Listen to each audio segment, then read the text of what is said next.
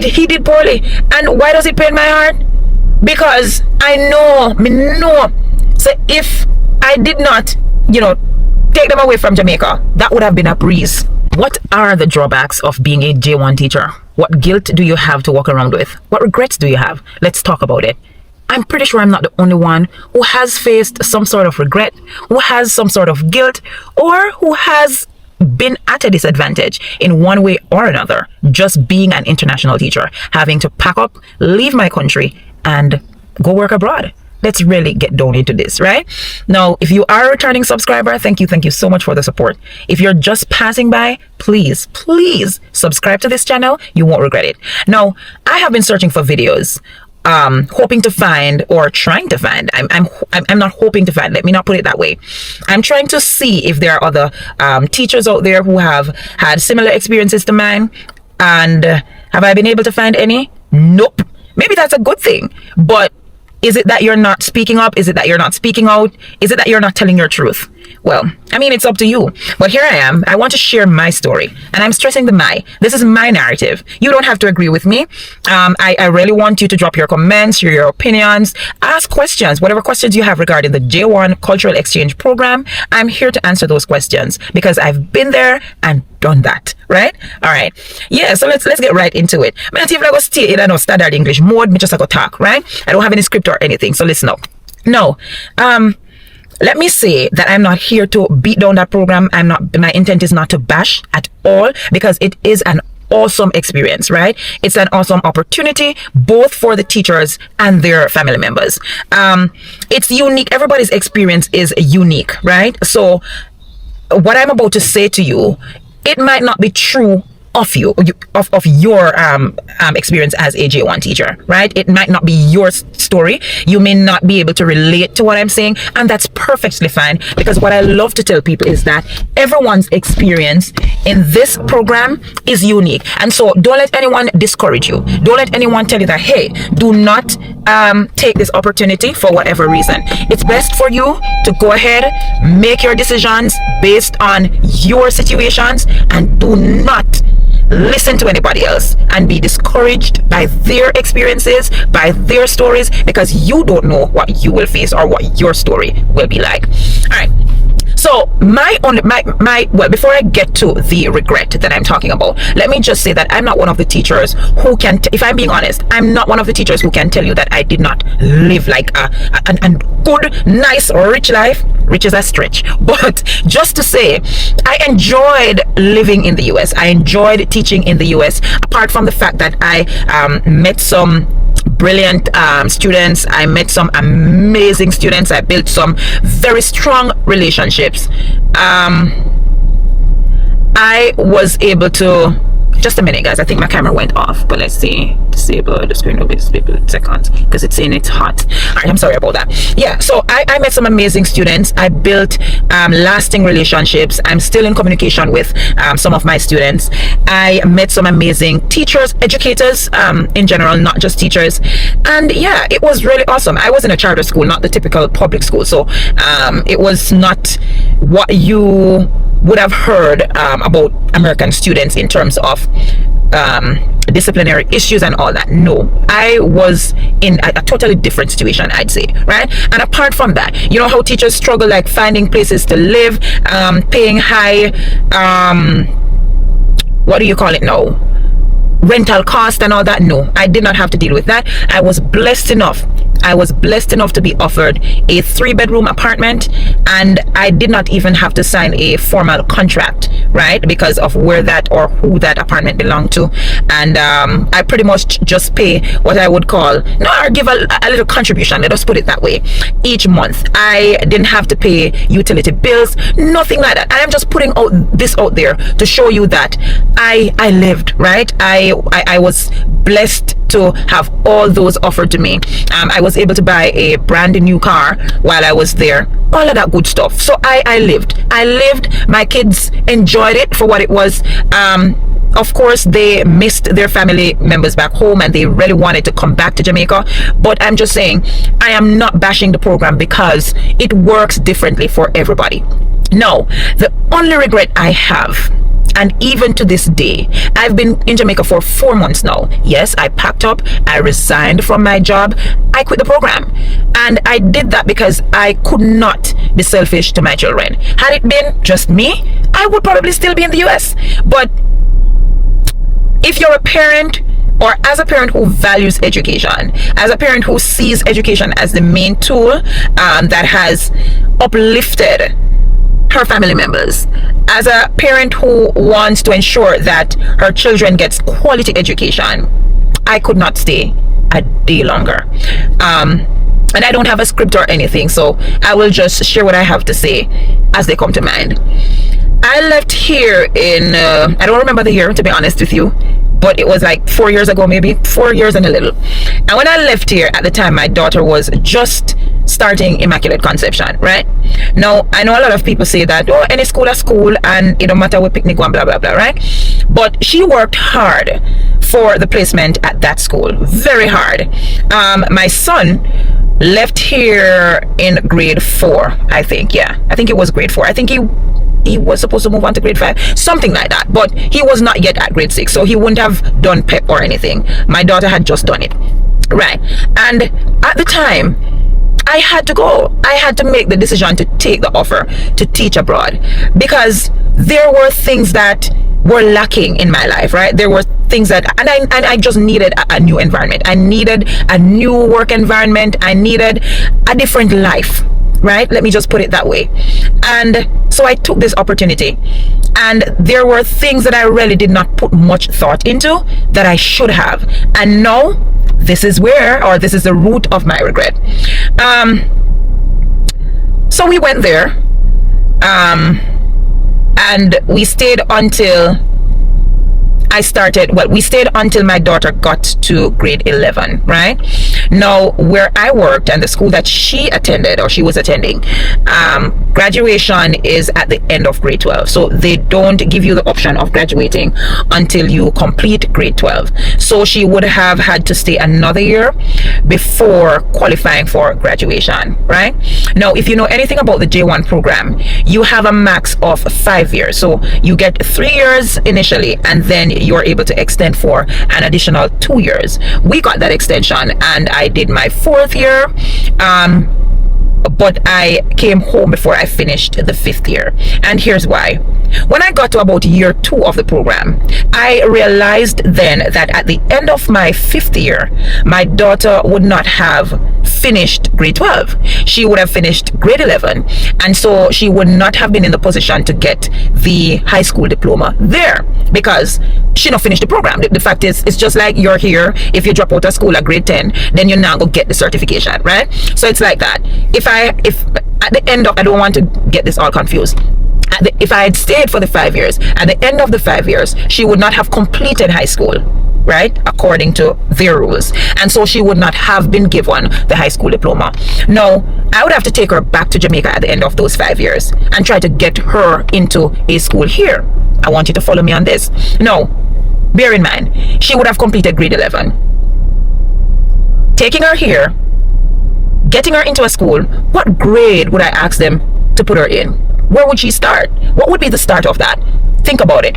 Now, one option would be to enroll her in a school with an international program, for example, Hillel or AISK.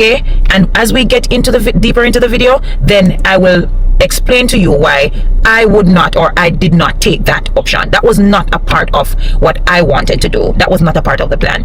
All right. So I started thinking from year 2 long and hard about this. I was like, this won't work out for my children at all, right? This won't work out for my daughter especially. My son still had time on his hands, and so we could play around with him for a little bit. But for my daughter, who worked so hard in school, right, and who continued to work hard in school, both of them, I was really nervous. It made me so nervous, and it made me guilty as a parent too, because I did not see the solution to that problem. I did not know what to do. I did not know where to turn. I was trying to figure it out before year 5, before the end of year 5. But the solution was nowhere in sight. And so as the years went on, I became just overwhelmed, just thinking about it constantly, day in, day out. I sought advice from the program administrator, from admin at the school there in the US, and nobody had an answer. And the reason nobody had an answer was because of the current political climate in the US. I'm not playing around with my children's future like that. I will not. I consider that to be very selfish. So you're in the US at this time.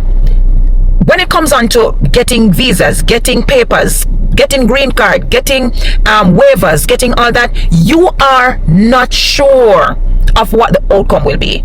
You're more leaning on the negative side than anything else, right? When it got to year 4, I was done. Like, I was all wrapped up in my mind. I was confused. I was frustrated. I did not know what to do. At the end of year 4, I was saying to myself, listen, I'm moving on to the final year. What will happen to my daughter when she gets back to Jamaica? And the answer was still not in sight. I applied for the waiver, so the waiver would have allowed us to stay for for a longer time in the US after the 5 years. Now, what was happening at the time I was there, and even now, was that people were being turned down. So a lot of teachers were denied, right? Their waiver requests weren't approved, and even though I did not allow that to get to me or discourage me, because I'm a praying person, and I just think that, hey, if it's for me, it's for me, right? So I applied like a year before my time would have ended, more than a year before. And even when 1 year passed, nothing happened. Even when a year passed, nothing happened. And what I mean by that is, I did not get any response from anywhere. Nothing was being said about the waiver. And I wasn't the only teacher who had applied for a waiver at the time. Me, I never did the only teacher. Like, the school I worked at, it had a lot of Jamaican teachers. So, and a lot of teachers had they were on the same timeline. So they too would have applied for the waiver, and nobody was hearing anything. And I was like, no, I was thinking and thinking and thinking, and I was like, no, I can't do this to my children at all. I can't do it to my children. The money did sweet me. I was saving a lot, and all of that. But when I looked at it and what that would mean, staying in the US would mean for my children later down, then it was nothing pretty. It was nothing to smile about. And I was like, no, I'm not putting my future or the future of my children in the hands of other people. I wanted to take charge, and that's what I did. All right. Now, one option that was presented to me was for me to leave at the end of the 5 years and leave my daughter in the US illegally to finish school. And I was not having that either. I'm not setting up my children like that. I'm not going to leave my child in the US. My child has never been separated from me. And yes, I know at some point in life she will have to be, but we're talking about a 16-year-old. I mean, she would have gone to 17, but we're talking about a child here, and leaving the child in the big old US on her own. I don't have family members there or anything like that. So I would have to leave her on her own to fend for herself just to finish high school. I did not like that option either. I was not interested in that option, and I did not take it, right? Now, I wasn't getting anywhere else. So outside of those two options, like when you go back after the 5 years, simply put her in a school with international program, that would cost millions of course, because I checked that out, and it was as if whoever was telling me that was pretty much telling me indirectly that, hey, the money where you come at US come work, carry back home, go throw in a school, get them. Just carry back home the money where you save and go give it to them for your daughter finish school or for your children finish school. And I was like, hello, no, that's not an option. So I did not take that route, and I was not going to leave my daughter in the US. No, me not think me did so desperate. Anyway, when I realized that nothing was forthcoming, I decided to pack my things and come back to Jamaica. I did not feel embarrassed. I like I said, my kids already wanted to come home, and I did not at any point make my kids feel as if Jamaica wasn't home. Jamaica was always home for them. So it did not affect them emotionally, mentally, that no, they were ready. They were always ready, right? And I know that situation is different, or that decision is kind of different for everybody, because if you have nothing coming back to, that of course is a big stumbling block in your way, right? I left my house here. I had something to come home to. So I had a start. I had a foundation. And so it was not so much of a difficult decision to make regarding that, right? No, I took my things, I packed my things, I sent in my resignation, and in January, I took my daughter back to Jamaica. right? In January, when I did that, my intent was to return to the US and see how long I could remain there in that situation, because she was okay, she was with family here and so on. But that's another story all by itself. Now, when I don't have a script, so I'm trying to piece this together. Before I resigned, or while I was planning, I started calling schools or emailing schools in Jamaica to see what my options were in terms of placement. I wanted her to go back to Immaculate. Since she had worked so hard to get that placement, I was like, if we're going to be in Jamaica, you might as well go back to the school. I might as well, give you the opportunity to go back to the school you really wanted to attend. I reached out to the principal. She responded to me once. She told me that they were on break. I think it was, I don't remember which break, but they were on some sort of holiday, right? And so she was not able to check the numbers in grade 10, because of course my daughter was in grade 11 there. And knowing the system here and how different it is from what's abroad, I knew I would have to put her back in grade 10. I could not have them place her in grade 11 because she would be at a disadvantage, right? So I spoke with the principal. I emailed the principal. I told her what my plan was. I gave her my reasons and all that. She responded to me saying that they were on break and she was not able to check the numbers for grade 10. She would not have been able to do that until she returned to school. So I should send a follow-up email a few days after. I did that. Hey, listen, I sent about 5 follow-up emails and she never ever responded to me again. Right now, schools like that, that they don't want to run the risk of taking students who are not ready for their programs. They don't want to run the risk of taking students at that late stage either to possibly fail the CSEC exams or whatnot.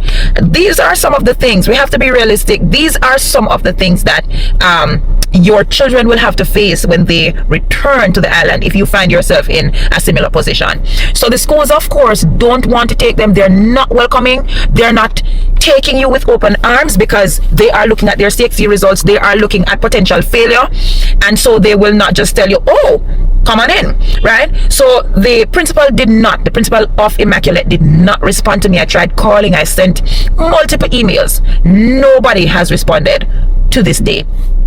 I dropped that. I was like, okay, fine. I mean, let's see if I can get her somewhere else, because at this point I just want her to be in a school. I want her to start the CSEC program and I want to give her enough time. So I'm not going to wait until the end of the year, because that would mean now that it's a no. It's not going to happen. She would not have enough time to complete the CSEC syllabus and all that.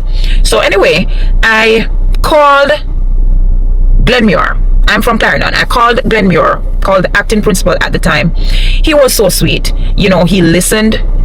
He responded favorably, and I think with my daughter passing for Immaculate, he trusted us. He trusted my word when I said to him that, hey, I'm sending a student to you who's actually capable of managing, right? And so he was really, really, I don't even know what word to use, but he was really helpful, and it was not hard to get it. It was not difficult to get at Glenmuir. So that was that. I took her back. She started school there. They placed her in grade 10. I explained the situation to them. They were really helpful and all that. Good. Started school in January. Now, another part of that makes me regret my decision up to this day is settling in. So after I left her here and I went abroad, I went back to continue working abroad. She could not cope. Mentally, it was too much. Physically, it was draining. Everything fell apart for her. Remember, she was willing to come back. She wanted to come back. She was happy, right? But when she actually got here and had to face the reality of the situation, it was too much for her. It was too much for her to handle on her own, being away from us and all that. She had all the content to catch up. She had exams to prepare for, like internal exams to prepare for. It was just overwhelming, as you would imagine, right? It was too much. And she called, she broke down. She begged me to come home. She was willing to stay here in Jamaica. She was willing to try, but she said that she could not do it without me. And it brought me to tears, honestly. My son was also back in the US with me, and he too wanted to come home. He was mentally drained as well. He wanted to be back in Jamaica. And all of that just got to me. I blamed myself. I started blaming myself because I was like, oh my God, one, my daughter is now not at the school she really wanted to be at. And even though Glenmuir is, top of the top, excellent school, with an excellent program, the support that she required was not there, and so it proved to be too much for her. I cried. I literally cried, right? So at the end of January, I wrote my letter and I turned in my resignation. I packed my little bags, and by mid-February, I was in Jamaica with my children. I enrolled my son in another school because they told me, well, I went to the ministry. It was long story, but I tried getting him into Glenmuir as well. He did not get in because they said that grade 8 was, full, right? They exceeded the number of students that they were really supposed to have in grade 8, and so I had to try another school. Bear in mind that my son did not do the PEP, so that was also another factor. It was harder to convince administrators that he was capable, even though he came down with his report card with high grades and all that. It was harder to convince them, right? So he also ended up in a good school, but still not the school he wanted to be placed in. That's another part of the guilt. Bear with me, guys, because it's a whole lot of things going on in my head. That's another part of the guilt, because when his sister passed for Immaculate, he was hell-bent on doing PEP to be placed at Campion College, right? That's where he wanted to go. He would tell me every day that I did not give him the chance to do PEP and all. And, we joke around about it and all. It's not that serious. It's serious, but not that serious, because they fully understand why I did what I did at the time that I did, right? But now he's back. He doesn't have the opportunity to go to that school because, hey, those schools, if you know, you know, right? They're not going to take him, considering that he did not do PEP and all that. I did send them an email. Nobody responded. So that's a thing.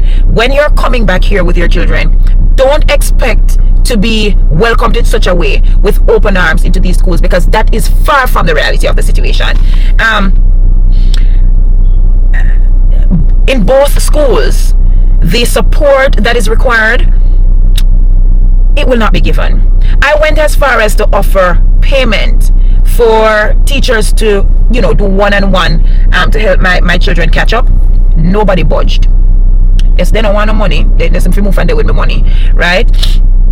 And it's like I'm so confused. The only thing that is helping at this point is the fact that I know the system. I know the system, and I've taught at the primary level and at the high school level here, so I kind of know, the different subject areas, and I kind of know a little bit. I know enough. I think I know enough to help them to move forward.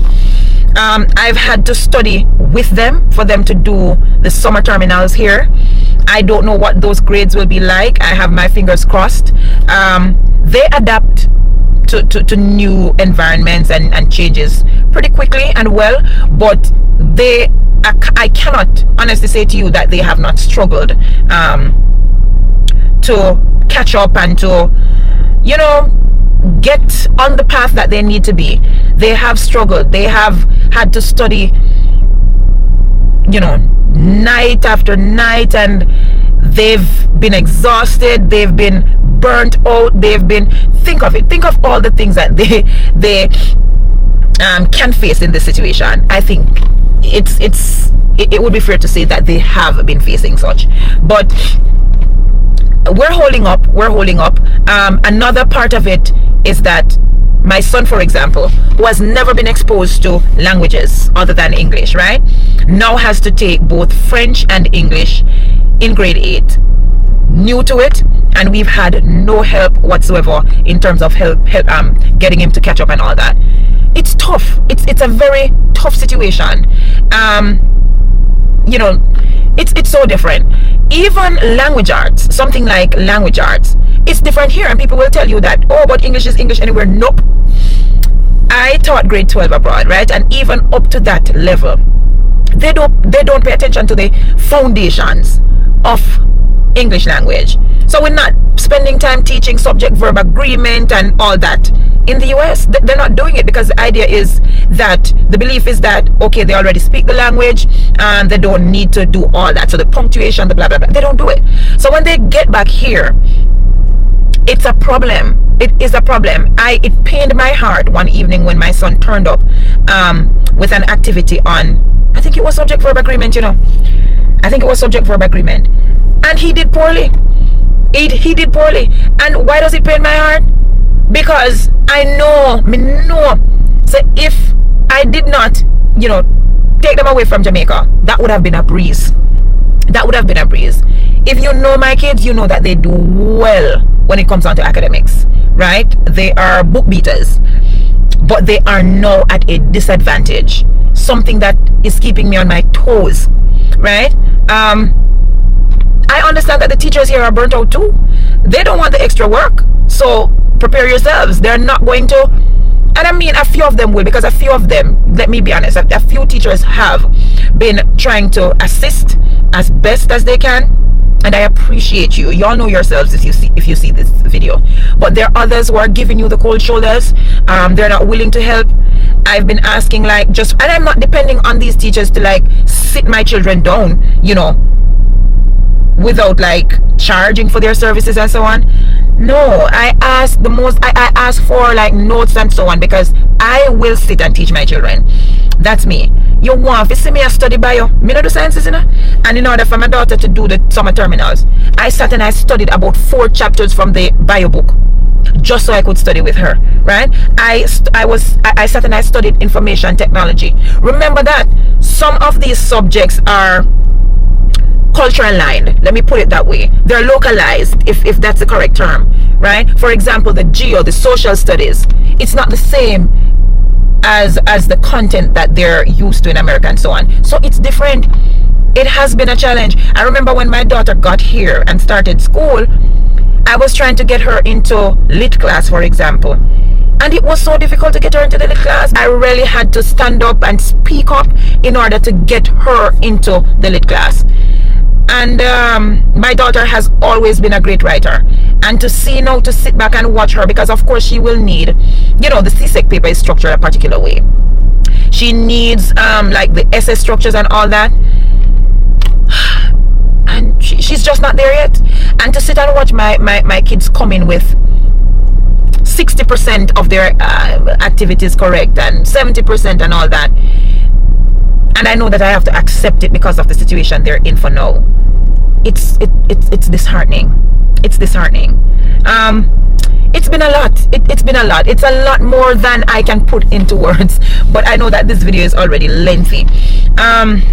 So yeah, let me just say that if you are planning on returning to Jamaica with school-aged children, if you are in a similar situation, if your 5 years will end before your children finish high school, this is something you want to think about, and this is something you want to prepare yourselves for. You're not coming into a welcoming environment. The atmosphere is not welcoming at all. You need thick skin. You need mental strength. You even need physical strength, if you ask me, right? You need all that to deal with the reintegration, right? It will take a lot.